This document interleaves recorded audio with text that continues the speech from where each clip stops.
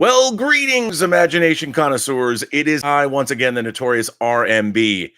Right now, here in Hollywood, the Captain Marvel premiere should just about be wrapping up. So, sometime within the next hour, our first social media blasts from that premiere for the people who haven't already seen it at press screenings are going to start coming out. And of course, the embargo lifts tomorrow, I believe, at 6 a.m. So, looking forward to those reactions from Captain Marvel. And Pearl here, in my Wirecast, my new Wirecast deck, which is going to help me up the ante on these podcasts, make them more technically proficient. I keep saying that, but I've been working a lot, so I have yet to figure it all out, figure out the Wirecast software and how it works with this, so I can make these chats even more special. But in light of Captain Marvel's premiere in Hollywood tonight, I had a few things I wanted to discuss, and lo and behold, I got literally moments before this podcast began, I got an email that I want to read on the air, and I also want to read where I got tonight's topic once again from my main man Norman Lau. He always writes me very interesting and thoughtful topics to discuss. And I'm going to read you what Norman had to say. This was his topic suggestion.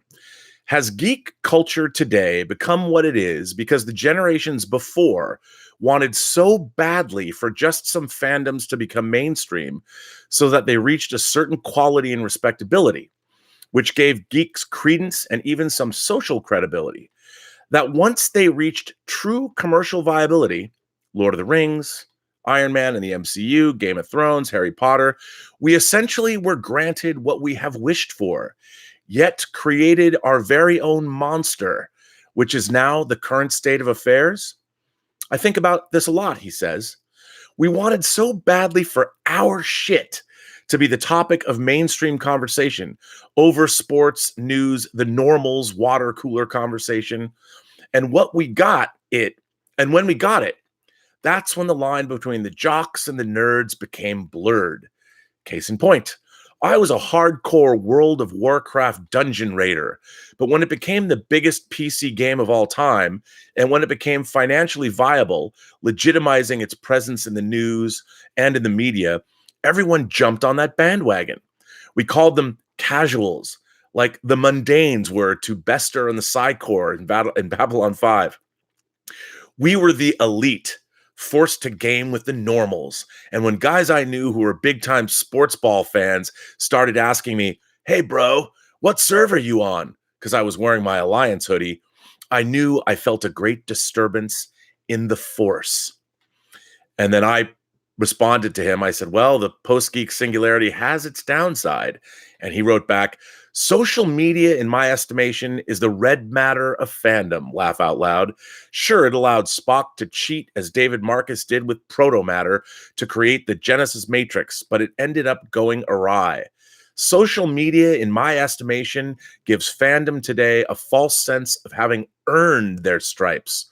Some have, but most ride the currents of the populist sentiments, and they never really invest themselves as we did, because I believe the scarcity of what we had to cherish and enjoy embedded our protection and preservationist mentality that kept us afloat to find other nerds who we could share our passions with. I love that, Norman. I love that comment. Now, on the heels of that, I got an email.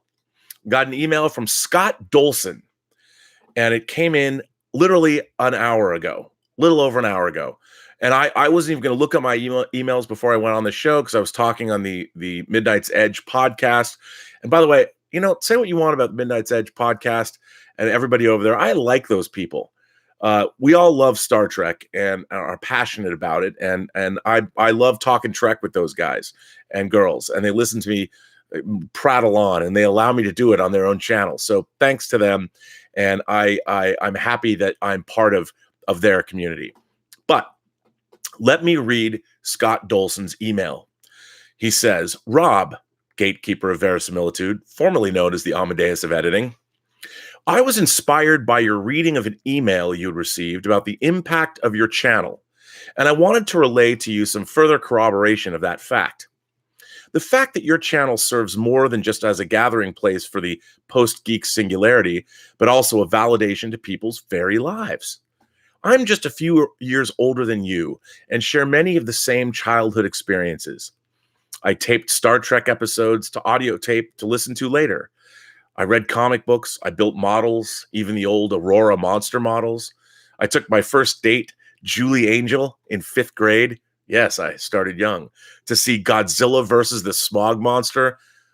Dude, Scott, I would love to have taken a date to see Godzilla versus the Smog Monster. But unlike you, as I progressed through school, I began to hide these geek nerd tendencies to fit in socially. This behavior lasted through college and into my professional life. As I mentioned, I'm a child of classic Star Trek and always will be. But 1977 changed my life forever. That obviously was when I saw Star Wars. You see, Star Wars was a first of a lifetime experience for me and a last of a lifetime experience as well. It was the first time I had seen such an awe-inspiring movie, but also the last time I saw my father alive. Less than a week later, he committed suicide. I was 15.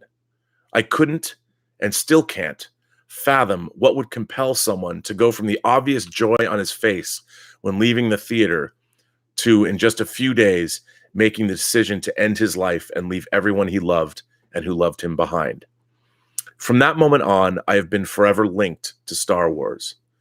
It is through shows like yours and some others I have found a community to feel a part of. With most shows, I am just a passive listener and viewer, happy to be a fly on the wall of discussions about topics I love. But your show is somehow different. With your show, I feel free to participate and be a part of the conversation, to be an imagination connoisseur, be a proud member of the Post-Geek Singularity. I remember the first time you responded to one of my comments, it was somehow empowering. To not be that fly on the wall, but to actually be a part of the conversation. It is hard to put into words the liberation of finding acceptance in a community. Not unlike how the LGBTQ crowd must be feeling these days. With this newfound confidence in accepting who I am, I've been able to come out from the shadows and openly display my love of Star Wars, Star Trek, and any other geek-oriented thing I might like. So thank you, Rob, for providing a platform for every former closeted geek to feel welcome and to have a place to connect to other like-minded people. Keep up the good work, and I will be tuning in whenever my work schedule allows. Scott Dolson. P.S. You wanted writers to let you know if you can use any content from the emails sent to you. In this case, I do not mind. I've attached a couple of pictures to this email. The first one is of my Han Solo dice hanging in my 777 cockpit at 32,000 feet on my way to Hong Kong. And the second is of my open display of my membership to the Post-Geek Singularity on my uniform.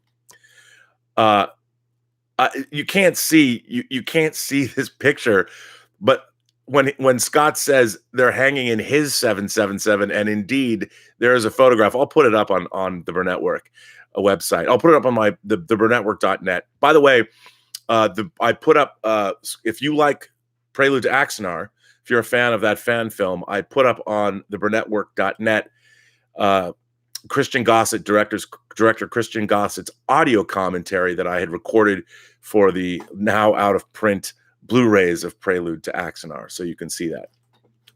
But this is amazing.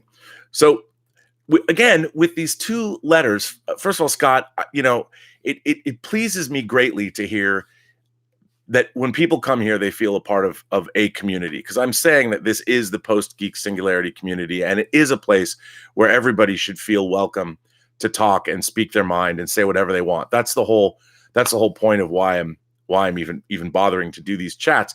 But to have this kind of feedback, it is incredible. And you sent me this email on the same night that, of course, Captain Marvel, which has been so divisive lately in the fan community, which again I really don't understand. I don't get it at all. I don't understand how people, want to destroy a whole movie. I call these people the destroyers of joy. It's a term that I've used a couple of times, and I like it. And I'm deliriously excited to see Captain Marvel. I can't wait to see Captain Marvel. And of course, Brie Larson gave an Oscar-winning performance in The Room, and we have an Oscar winner playing a superhero. What's not to love about that? And I think it's great. And I think that, when she said, I've said this before, but when she made a comment about old white guys or whatever, look, we old white guys have been part of the geek singularity since before it was a singularity. And I don't have a problem if Brie Larson wants to have, I don't take offense to that. I mean, I've got a lot of other things that are much more offensive to me than that. But I just think it's a celebratory time that we're getting another Marvel Cinematic Universe film only a little more than a month and a half later, or a month and a half before we get Avengers Endgame, which, I mean, come on. Captain Marvel rolling into Avengers Endgame. This is amazing. It's kind of like when Infinity War opened, Black Panther was still in the theaters. But what Norman Lau was saying, and then what Scott brought up, is kind of two sides of the same, I don't know, the same issue. And I think I find it really interesting because I know exactly what Scott was saying. I mean, I was never in the closet about my geeky interests. It's just that my geek interests were outweighed by the fact that I was a normal kid with normal interests. Like I've said before, I played sports. I liked girls. I was pretty social. I had lots of friends. I was lucky to grow up on Mercer Island, Washington, which is a fantastic place to grow up. We had a great public school system that I went to, and it was terrific. But nobody ever gave me a hard time for liking geek stuff, except one time when I was taken into the girls' bathroom in the 7th grade the day Star Trek: The Motion Picture opened, and Mike Elfendahl, my friend Mark Elfendahl's older brother, kind of beat the shit out of me. But that was the only time. That was only one day. And he was in 9th grade and I was in 7th grade and I had a big mouth, so it's fine. But other than that, it was a great place to be for myself. But Norman was right. I mean, we really had to work at being fans. We didn't have the internet. You couldn't just look things up. I had to scour bookstores and record stores and video stores, and we would look for things for hours. I'd get on the bus, so sometimes I'd have to take 2 or 3 buses to get wherever it was I was going. So wherever I finally wound up, I think my mind was a little bit more open. Like, you'd go into a Tower Records, and I was a complete vinyl snob. I would only buy import vinyl. Like when I started getting into import music, New Order, The Cure, Depeche Mode, 4AD bands, early Bauhaus, modern English, whatever. I've said this before on the show, I only would buy UK, British vinyl, or I would buy the best vinyl was Japanese vinyl, but it was always hideously expensive at Tower Records. But, you had to know it. Like you had to make the effort. You couldn't just type in something. Now I'm astonished that I can get anything I want on Amazon. And it just shows up. And now I can get anything on Amazon all over the world. And it's incredible. If the mood strikes and I think of something, it's like click, I get it. But the difference now is many times when I get things, I don't even open them right away. I don't even look at them. I put them away and it's like, okay, I have it. I wanted it.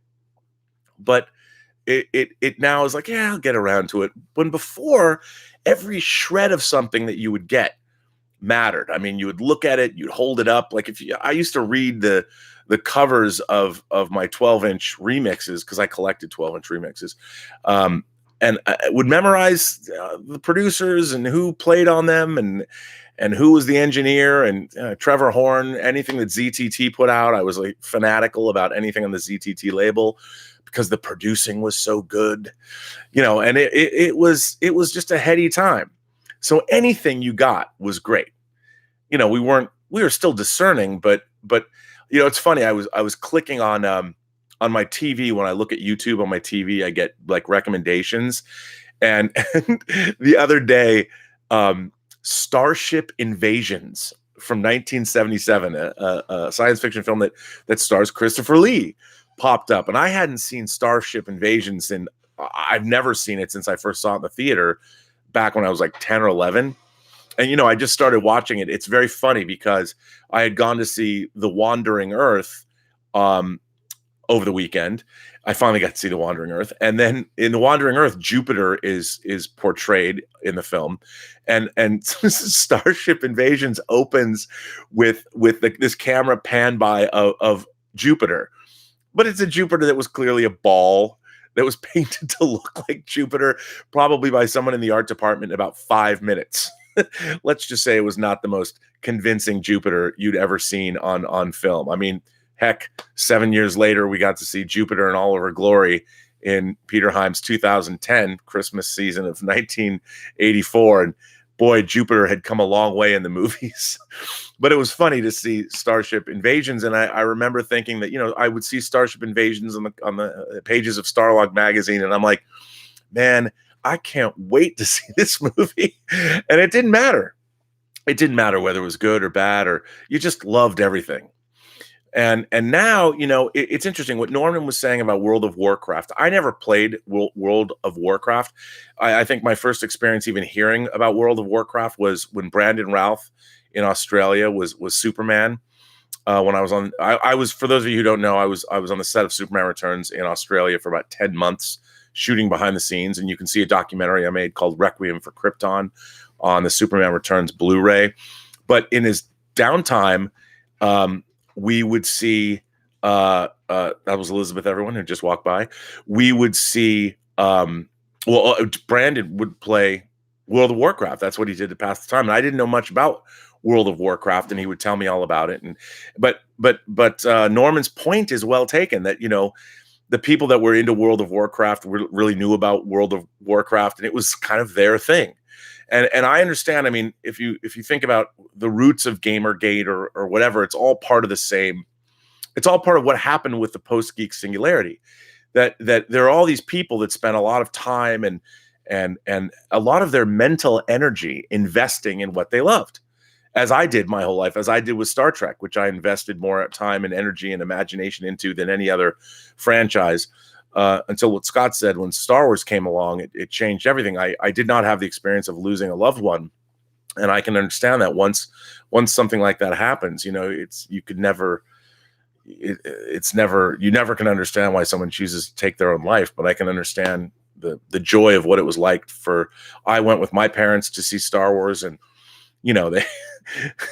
I can't tell people what it was like to see Star Wars like that, because it didn't exist. There was nobody who saw anything that looked remotely like Star Wars when it had come out. And it turned a lot of people. That was the beginning where a lot of people suddenly, science fiction, nobody cared when I was a kid about science fiction as much as I did. I mean, nobody cared. And when Star Wars came out, everybody cared. The whole world. And the thing was, they were casual viewers. Like I was, sucking up everything I could learn about Star Wars and reading every book and anything I could find out about Star Wars, any magazine that had Star Wars on the cover. And I was reading everything I could. But Star Wars was the first time that I became aware as a fan of casual viewing. Like suddenly it was all around me, and people were coming to me and asking me tell me more about science fiction. Is there places I could go, or what can I look at? And I felt like at first it was kind of cool that everybody liked this thing that I liked, but I also knew that they were casual viewers of it. They didn't love it as much as I did. But that didn't bother me, because I was too into, like, I'm going to share all this with you. I want you to all be a part of this. It was there's Gilbert, everyone. It was great fun to have suddenly all these people interested in what I loved. And it never would have occurred to me to not like that. To not like people being interested in the same things that I was interested in. It was just great to have a bunch of fellow fans that love Star Wars, and every kid loves Star Wars. I mean, girls and boys. And what was great about Star Wars was Princess Leia kicked ass. And like I've talked about before on this show, Princess Leia, R2, and 3PO are the first people you see. And Princess Leia takes on stormtroopers. She takes on Vader. She takes on Tarkin. She doesn't break. She lies to Tarkin and Vader about she says Dantooine. I mean, the balls on Leia to be able to lie to the face of Vader and Tarkin. I mean, there you have a strong female character. She passes the Bechdel test, and it right away in 1977. So it's weird to me when people today are mad about Holdo or the way Leia was portrayed, General Leia was portrayed in these new movies. I just don't, whatever. And what's been going on with Captain Marvel? I mean, I didn't grow up in a world where I was threatened by strong female characters. I loved it. There have been strong female characters in my mind. I mean, in Agent Triple X, Anya Amasavan, Spy Who Loved Me. I didn't dislike The Spy Who Loved Me because there was a female protagonist along with James Bond who was a badass, who was his equal. I grew up with that sort of stuff. It was cool. I never would have thought that we would not want to have it's very, things have been happening in the fan community that Norman was talking about that I think are very strange to me. Gamergate was the first time I thought that was, what the hell, man?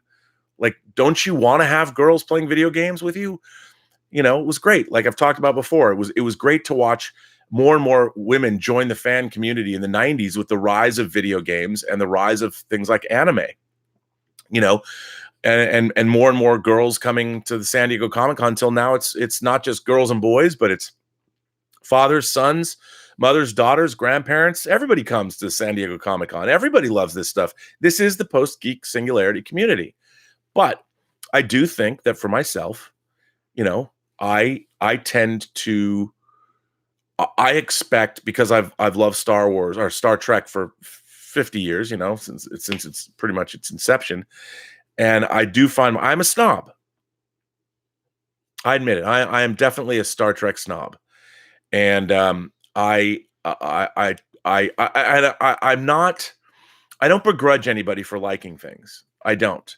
But I don't like it when people don't understand why and how why I like something and how deeply I like something. And now no one ever made fun of me for being a Star Trek fan until the last couple of years, when people have made fun of me and said I'm old, and other Star Trek fans or people that like Discovery. I've had more dispersion cast upon me because of my fan interests now than ever before. Gilbert says so too, right, buddy? Yeah. And it's sort of a weird thing. It's a weird thing to me. And I'm wondering, I mean, because we had to put so much time and effort into these things, into our loves. I mean, in Scott's case, it took him a lot longer to come out of the geek closet. Now he's hanging Han Solo's dice from the, I think he wins. If you can hang Han Solo's dice from the cockpit of a 777, your 777, I'd say that's pretty winning in anyone's life, which is pretty great. And the fact, look, when I get off this chat, and I'm not going to make this one a long one, I am going to go and I'm going to scour Twitter because I want to see all the, I like to retweet the hash. This is how crazy I am. I love going on to Twitter when a movie premieres or there's a screening of a movie. Please, Gilbert, do not be rude. I love retweeting people's hashtags if they have something good to say, and then they get retweeted and stuff. But I just spread the word. I love doing that, because usually I'm not going to say, "Oh, this movie sucked." I'll never retweet something like that. But when people have great things to say and they really enjoyed a movie, I love sharing the love. Can you feel the love tonight? Yes, because Captain Marvel just had its Hollywood premiere. So anyway. I think that it is hard for an old geek, an OG like myself, an original geek. And I think the demarcation point for OGs is Star Wars. Star Wars was ground zero. If you saw Star Wars first time in a theater, you were playing those role-playing games. You were there when Atari 2600 debuted. Before it was called Atari 2600, it was just Atari. Hell, we had a Pong machine in our house, and it was pretty cool, actually. And then even back in the day, I was like, yeah, man, you might like Atari, but I like Intellivision. It's the first 8-bit console system. Yeah. It was way better, by the way. Intellivision was way better than Atari. But, we did work for it. And now, because everybody's got everything they want, fandom is definitely different. You don't have to work as hard to be a fan these days. Everything's at your fingertips, which is fine. But now, there's the alt Trek. Star Trek Discovery fans are going at people like myself. I mean, I complain about the writing, but I still love the fact that people are Star Trek fans. If you're a fan of any kind of Star Trek, even Discovery, God bless y'all. and that's what I'm all about. That's what the Post-Geek Singularity is. But everybody, again, is angry all the time. And I just don't get it. I don't understand. Like, I don't understand why people aren't really excited to see Captain Marvel. Skrulls, man. They put Skrulls in a movie, and we get to see it. And you get to see more of the Kree. I mean, come on. Who didn't read the Kree Skrull War back in the day, yo? I mean, we're getting all this stuff, and I understand it's all part of corporate entertainment. They're shoving this stuff down our throats. I get it. I understand. But you know what? Give me more. I want more of it. I want to see $150 million comic book movies that are produced with such care and beauty, the way the Marvel Cinematic Universe has been doing this and giving us things like Avengers, Infinity War, and Endgame. I'm not going to sit there and complain and tell people that, yeah, in my day, I had to ride 2 buses to Golden Age Collectibles in Seattle to get my comic books. And then I started driving so I could go to Kirkland and go to Wally's and buy my comic books there. Enough. I'm not going to sit there, and I have to talk about the future and where we're going now, where we're at now. But, I love getting these letters from people, and Norman sending me suggestions for show topics, and then Scott sending me his letter. It's pretty great, man. It's pretty damn great. And I can't complain. I can't complain. And it is a fantastic world that we live in. And I want to keep it short, so I'm going to start answering people's questions that they have. I've seen a few super chats come in, and I want to answer them. Jake Therian says, I'm going to Vegas now, geekers. Can't wait to meet you. You're going to Vegas now. Okay, well, that's good. Go to Vegas. Remember what Wesley Snipes said in Passenger 57 when you're playing roulette. Say it with me now. Always bet on black. Yeah, I hope you have fun in Vegas. That'll be good. That'll be most excellent for you. Hey, Jake Therian says, see you in 2 weeks. All right, man. If you're going to come to Vegas and see us in 2 weeks, I look forward to that. Mark C., you need to understand, Mark C. says, that you are getting a snapshot of the issue and haven't seen or read everything that has led up to a group of people drawing a line in the sand. But here's the thing. Why are you drawing a line in the sand? A line in the sand about what? I mean, is your life being affected somehow? I mean, it's not like we're all being, rounded up. We still can do whatever we want to do. We can go wherever we want to go. It doesn't affect us, man. I mean, I think we're getting the best of all worlds today. We really are. Jake Therian says, Gilbert. Yes, Gilbert is here. But it's true. Like, I might be getting a snapshot of the issue, but I just think that we're in a great time where we have more communications technology, we have more ability to talk to people, we have more ability to communicate, and more ability to get whatever it is that we want than ever. And it's if somebody says something, if somebody says something like Brie Larson, or somebody's talking about,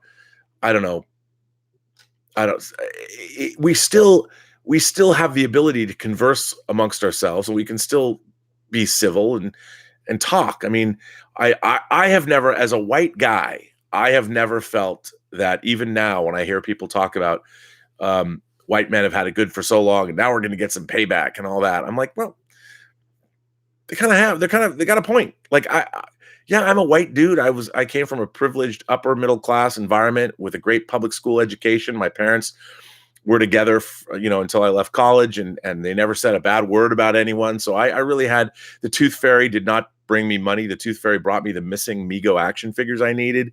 I mean, that was the kind of house I grew up in. So I had a great life. I really did. Maybe that's part of it. It's that I've always had a smile on my face. And to me, I'm very aware that I come from I didn't come from some rich background, but I definitely came from a privileged background. I know people whose parents wouldn't let them have Stephen King novels in the house, which, I mean, I can't even imagine. My parents, I was so unpoliced. If my parents knew that I was reading James Herbert horror novels and what was happening in those novels, if they knew that I was reading that stuff, it wouldn't have been good. So, I think that the fan community now, we've got it great. It's better than it's ever been in terms of what we're getting.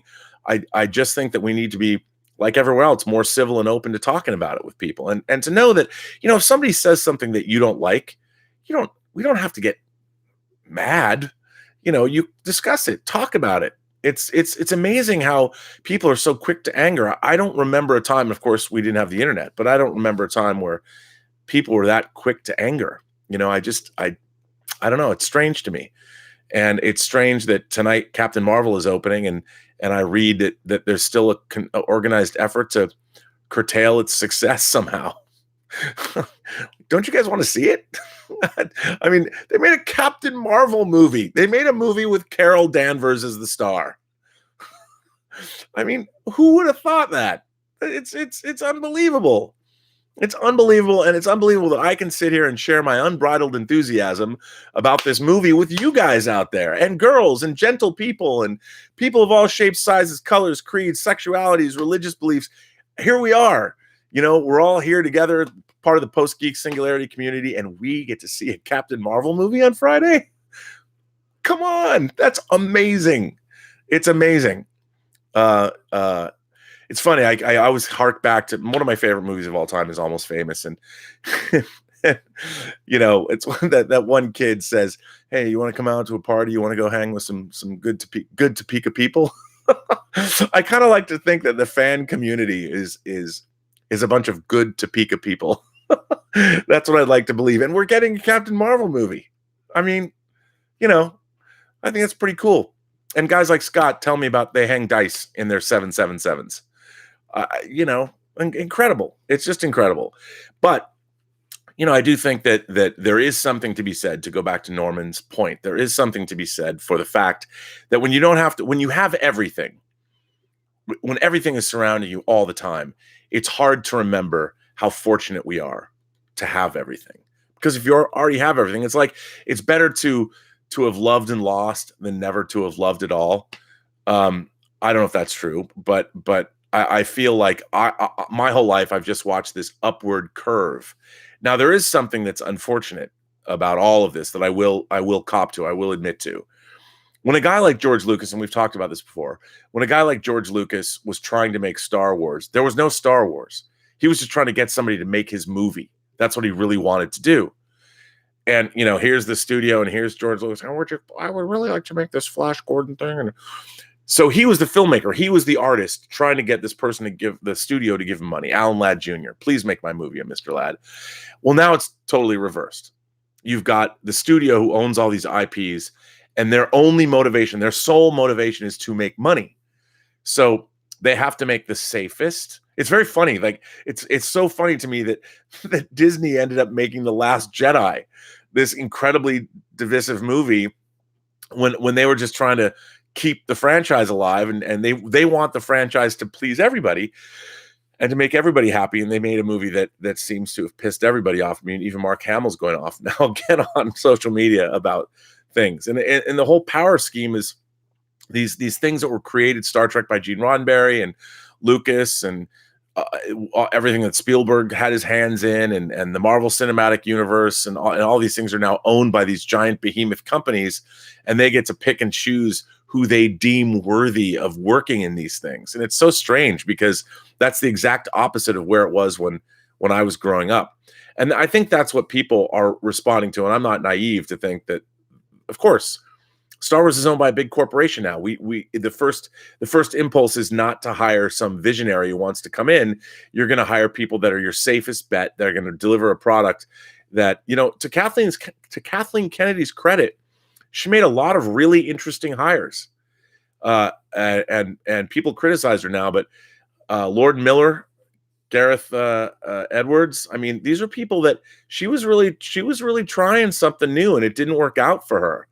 And people forget that, and I give her all the credit in the world for trying something new. So I thought that was pretty good that she did that. Just Plain Steve says, just curious, how many times you got to interact with Stan Lee? I don't think I've ever heard you talk about meeting him. Get that Stan hot toy. Okay, I was on a TV show with Stan Lee, and I'm going to find the clip of it and put it on the Burnettwork on YouTube. I was on a show. There was a show in the mid-'90s that was produced by my friend Lisa Reen, and it starred Blind Date's Roger Lodge, and it was called SF Vortex, and it was a weekly news magazine show. And I was a frequent guest on it, as were people like my friends Mark Altman or Eric Wallace, who's now a producer on The Flash. And I was on an episode with Stan Lee, and we were debating, get this, we were debating if they ever made a Spider-Man movie.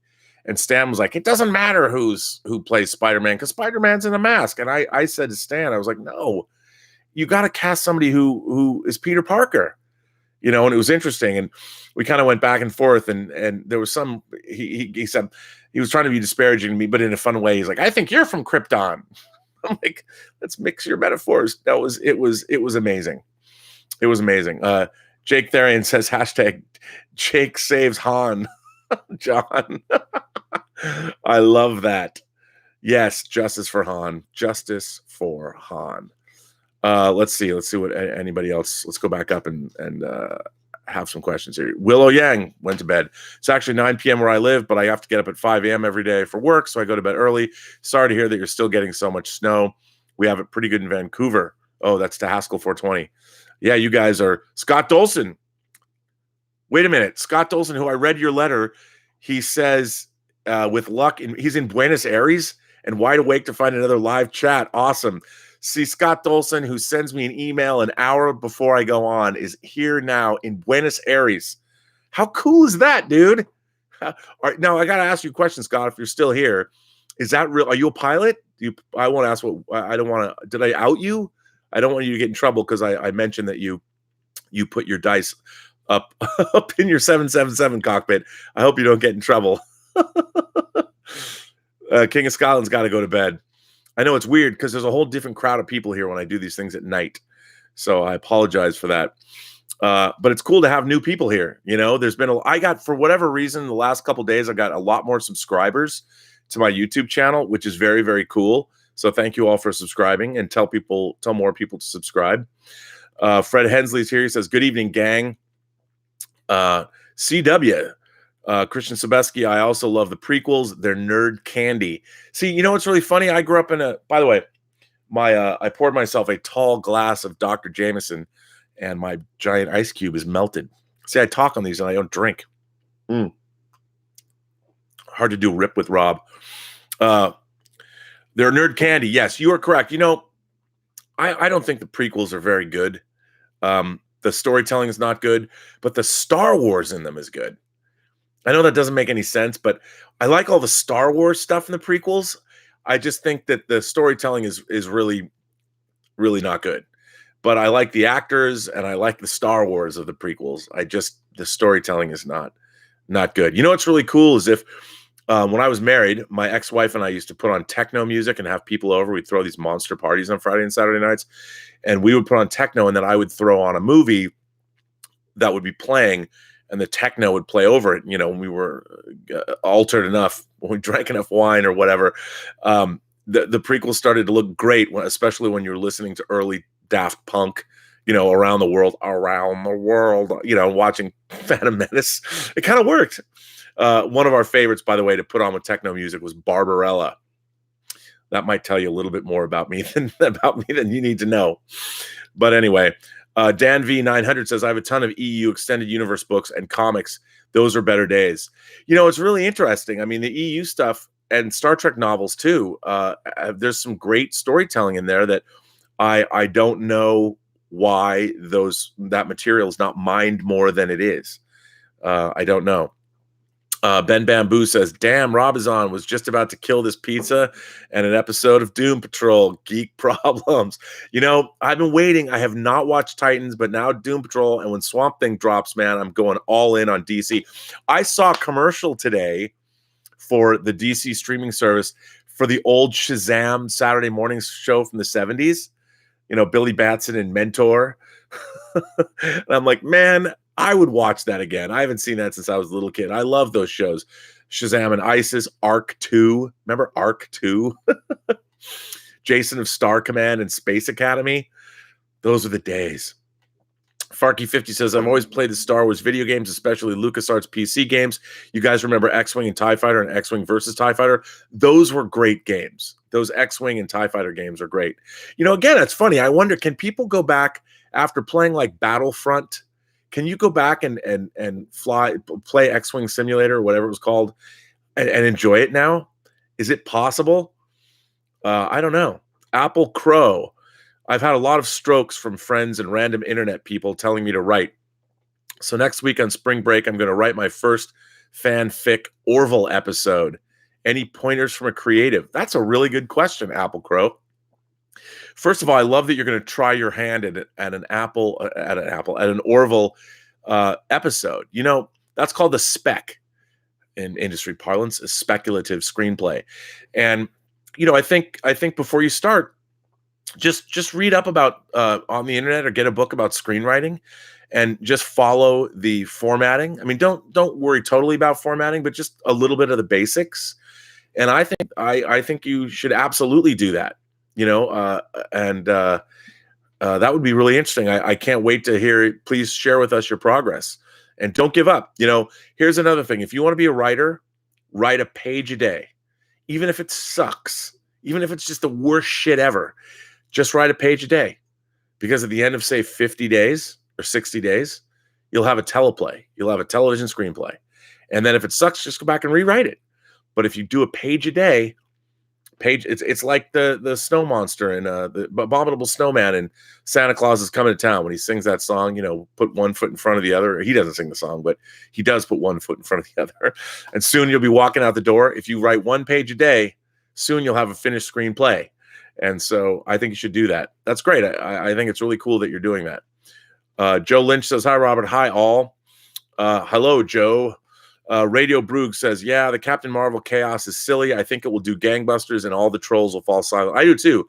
I really think we could see another $1 billion grossing superhero film if it's good. If it's good. I think what people are underestimating is the female audience for this. I think there's a lot of moms and their little girls who are not necessarily MCU fans, but they want to see a female superhero movie again because Wonder Woman primed the pump, and now they're going to get a whole different experience. They're going to get a woman who flies amongst the stars with her Kree powers and kicks some ass. And by the way, she has a flirkin. And you know Goose the cat's going to go full-on flirkin in this movie. I can't wait to see that. I never thought I'd see a flirkin depicted on screen, but we're going to see a flirkin depicted on screen. I can feel it. Full-on flirkin. Radio Broog says 60% of all wildlife is gone. There are more important things to be angry about. I agree. You know, if Thanos really snapped his fingers, there would only be 50% of wildlife gone, but there's 60. We're worse than Thanos. We are worse than Thanos. Jordan Griffin says, not excited for Captain Marvel, but really stoked for Endgame. Come on, Jordan.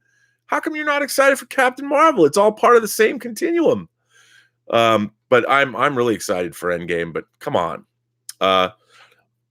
Christian Stileski says, look at Alita Battle Angel and Wonder Woman, better female roles, not pushing social justice warrior crap. Well, you know, I agree. Again, I've always loved, you know, we've had Ripley, we've had Buffy the Vampire Slayer, by the way. Luke Perry, who passed away, was in the original Buffy the Vampire Slayer. It's really shocking that happened. I feel bad about that. Jedi Knight and friend of Captain Solo is here. Everyone is loving Alita, but there's no hype for it from anyone in Hollywood. Very strange. Yeah, you know, people are loving Alita. I haven't seen it yet, believe it or not.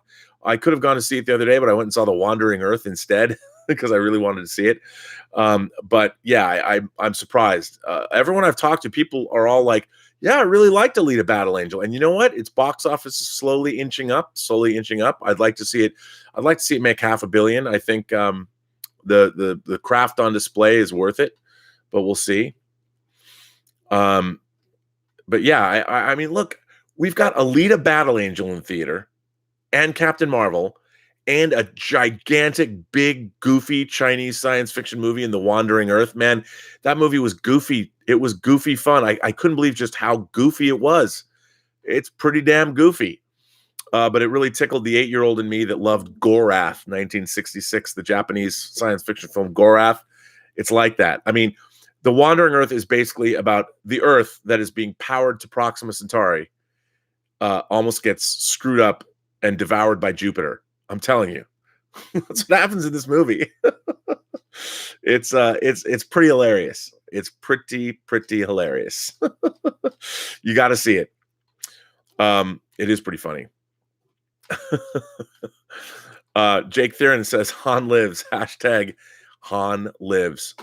Tom Gillard asks, good question, Tom. Tom Gillard asks, how did I first meet John Schnepp? You know, people have asked me that. I don't. There's LA geek circles that you travel in, and you all the people that I know that are part of the old school LA geek community, and Schnepp was one of those people. I want to say I met him like in the late 90s. And then when I was dating Mary Forrest, she was in the comedy community, and she knew, you know, because I've known Chris Gore since the early 90s, late 80s, and we all kind of are the same. We all kind of spun around the same orbit, you know, and back in, I want to say, and I just started to see more and more of John Schnepp, like back in the mid aughts, around 2005, 2006, things like that, when I was working on a lot of DVD projects, and we just would see each other. Everyone would party together, and you'd run into people. And so then John and I just started seeing more and more of each other over the years. I mean, I've told the story, I randomly ran into him in like the Russian tea room or this Russian bar right off Times Square in 2008. Mary and I were there, and we randomly ran into court because, of course, you'd run into John Schnepp in the middle of a bar in Times Square randomly, because that's how John Schnepp was. You just never knew where he was going to be, and it was great. It was great. Gilbert's somebody's coming back. Gilbert's back. Scott Dolson says the '80s live Spider-Man was not the best though. The Nicholas Hammond Spider-Man. No, it wasn't. I thought the Spider-Man on the Electric Company was better than that. Sanity is radical. You're upset with Brie Larson. I don't let actors' political views affect my hype for a movie. Yeah, I don't either. You know, I don't either. I think it's kind of weird. Donnie Pearson says, speaking of the Orville, I plan to give its theme tune a music mock-up cover treatment. My latest one is that of Ravel's Bolero. That's awesome. Okay, one of my favorite Japanese animated shows of all time, well, it's actually an OAV series. It wasn't actually broadcast, is Legends of the Galactic Heroes. It's fantastic. There was a couple of movies made. Well, there's 3 Legends of the Galactic Heroes movies, but I think the second one, there's a 20-minute animated battle sequence that's scored to Ravel's Bolero, which is pretty cool. And of course, nobody talks about the movie 10 anymore with Dudley Moore and Bo Derek, but that, of course, popularized Bolero. Donnie Pearson says, hello, everyone. Hello again, Rob. I'm watching a new episode of NBC's The Voice on Seattle's King 5 television. Is Gene Anderson still on King 5? I am stoked about Captain Marvel, despite controversy. See, is there controversy? There's Elizabeth, everyone, with Gilbert. Say hi, Elizabeth. Hi. She says hello. But yeah, I don't know. Dan V900 says, Captain Marvel has mediocre trailers, which is my problem. It doesn't excite me, and I'm really only seeing it as an MCU movie since it leads into Endgame. But don't you want it to be great? I want it to be great. I think the trailers were what they were because they don't want to spoil any surprises. I think there's going to be a lot in this movie that's going to surprise a lot of people. At least I'd like to think so. Ryan Kramer says, most of those Saturday morning series you mentioned were from Filmation, who created the Star Trek animated series. I love Lou Scheimer and the company he created, and I'm trying to collect everything from them. Yeah, that's pretty. Was Herculoids Filmation? They were great. I loved Filmation. Really a great company. Techaman Baldy says the opening theme of the Hammond Spider-Man was fun, though. It was fun. I agree. A Coaster Ninja asks, aside from Watchmen, which comics from Alan Moore would you recommend for someone wanting to get into his work? Well, you've got to read his run on Swamp Thing. His run on Swamp Thing was truly transformative. I don't remember the exact. I want to say it started in the early 20s, maybe 19. But it's all collected. Read his Swamp Thing run. You know, read V for Vendetta. Somebody on one of these chats a couple weeks ago said the movie was even better than the comic. The comic's a little murky, even the way the art is printed. But I love V for Vendetta. But really, you've got to read Miracle Man. You've got to read Alan Moore's Miracle Man. It's incredible. And then after he stopped doing it, Neil Gaiman picked up the mantle and also started writing Miracle Man. It's funny because Marvel Comics reprinted Miracle Man, and they don't even say like written by the writer or written by the original writer or something. It's so weird. But you've got to check out Miracle Man and Swamp Thing. And then, of course, if you haven't ever read Watchmen, Watchmen is, to my mind, it's his magnum opus. But it's really interesting to see how he also wrote a Superman story called Whatever Happened to the Man of Tomorrow.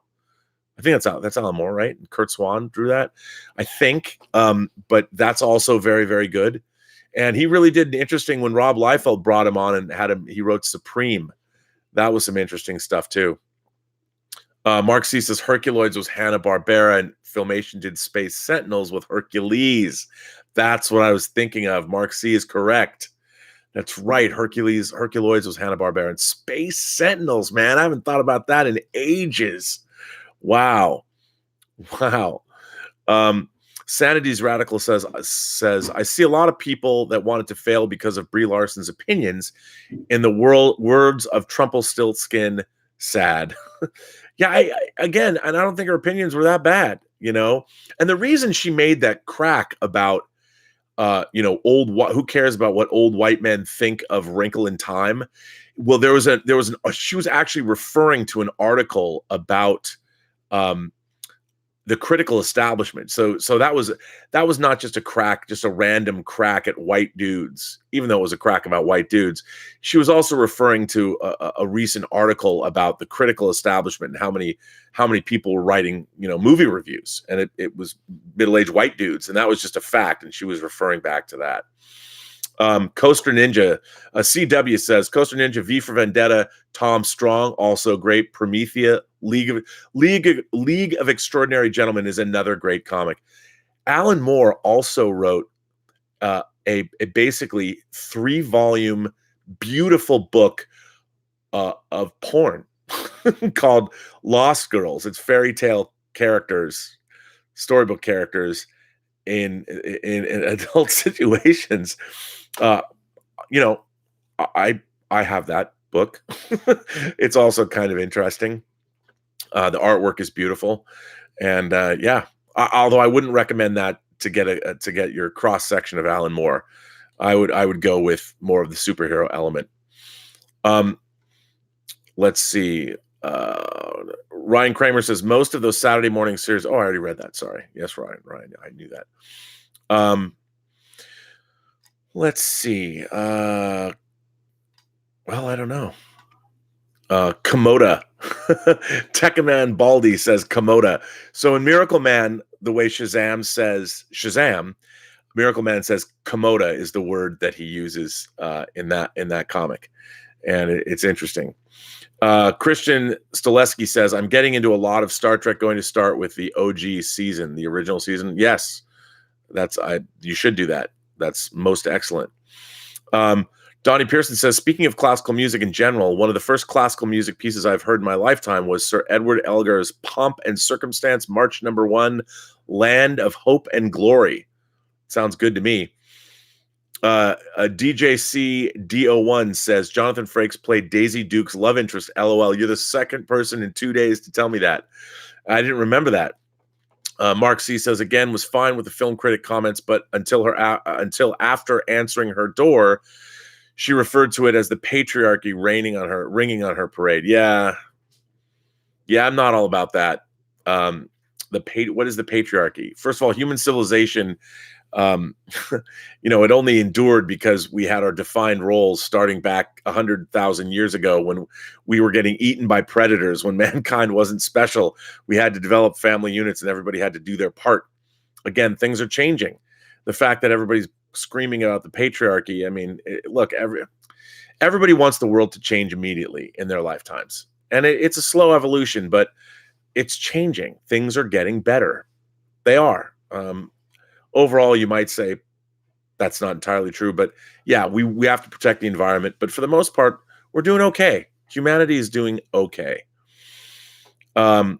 Dan V900 says Marvel Comics is not shutting down. That article was about Marvel flooding the market with too many comics. I don't believe that at all. That could be. I don't know if that's true or not, but comic books have been struggling for years. I hope they don't go away. Just Plain Steve says, do you have a favorite Star Trek The Next Generation episode? That's tough.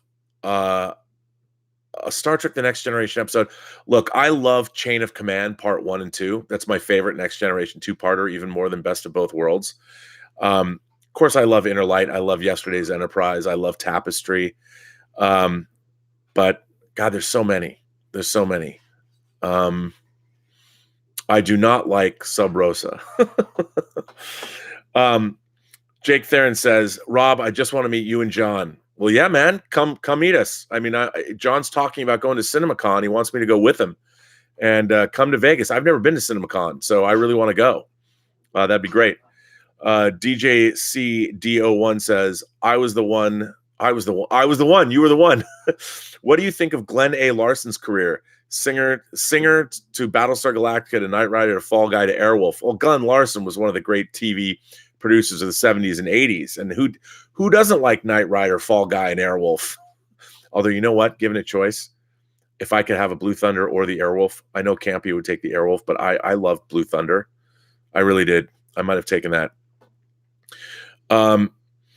What Aaron Johnson says, what software would you recommend for YouTube channels for a small budget?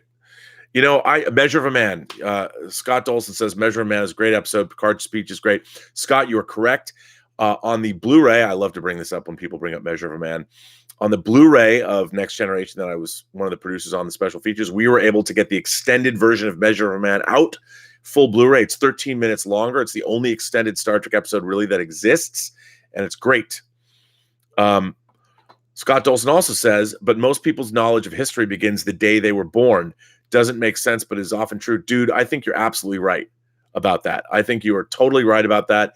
It's very difficult for us to go back and imagine our lives before we were born, or imagine anyone's lives before we were born, because our experience of existence begins when we are born.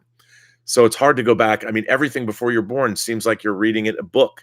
No matter how vivid it is, you can have somebody tell you about history right before your eyes, and it's never as vivid as it is when you've lived through it. XX Your Disease. Hi, Rob. How did Uwe Boll get so many movie ops? He basically paid for them himself. He was like a rich doctor. So, yeah.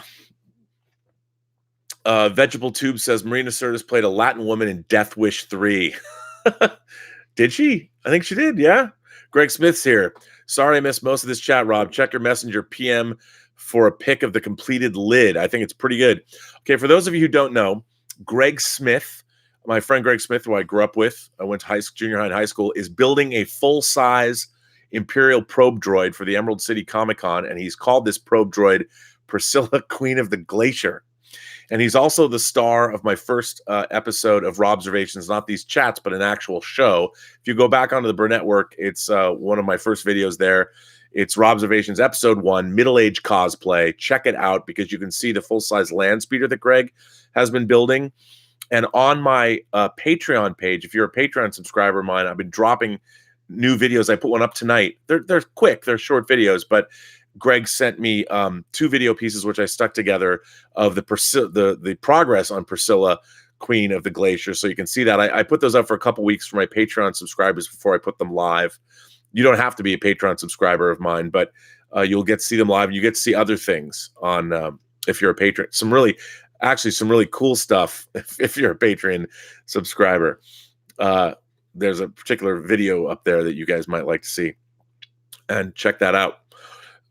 Sanity's Radical says, Marina, Dune is a masterpiece, slow burn that combines the best elements of sci-fi, fantasy, spirituality, politics, characters, and imagination. It's the Game of Thrones of science fiction. I could not agree more. I cannot wait to see this new movie. If you guys like Dune and you've only seen the David Lynch movie, let me tell you, you are missing out because Dune is incredible. It's incredible. Dan V900 says the article about Marvel Comics specifically mentioned there being 14 Spider-Man comics dropping next month with a weekly series. Then the War of the Realms tie-ins are $110 if you get them all, which is insane. That is insane. That's another problem. Comics are hugely expensive, and you get a far less story in an issue than you used to get. which is kind of a bummer. But listen, guys, it's been an hour. I'm going to cut this one short. I want to thank you all for being here. It's great to have you. I want to say thank you to all my new subscribers. How you doing? Share these videos, subscribe, tell your friends about them. Everybody is welcome here at the Post-Geek Singularity.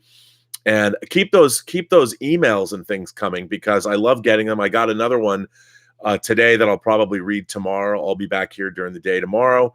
And again, we're 3 days away from Captain Marvel in the theaters. How excited are we for that? We're excited, aren't we? Yes, we're excited. I'm going to go before I hit the hay tonight. I'll be on John Campy's show tomorrow at 9 a.m., but I'll be insanely jealous because he will have seen Captain Marvel and I will not have seen it, which kind of blows.